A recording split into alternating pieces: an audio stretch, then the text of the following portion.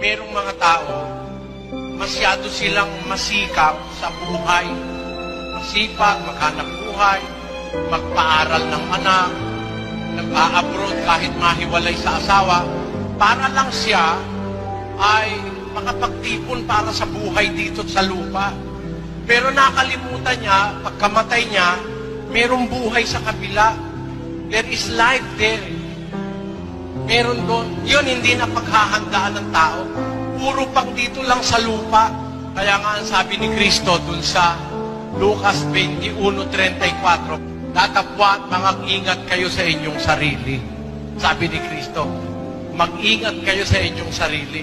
Baka mangalugmok ang inyong mga puso sa katakawan at sa kalasingan at sa mga pagsusumakit sa buhay na ito. Yun. Na dumating na bigla sa inyo ang araw na yaon na gaya ng isang silong. Baka puro lang sa buhay na ito ang inaasikaso natin. We are all after the material things in this life. Nakalimutan na natin meron Diyos. Yung Diyos, para bang ang Diyos, something na pwede niyang paghintayin. Marami akong gustong unahin, Diyos ikaw na lang ang huli. Kaya lang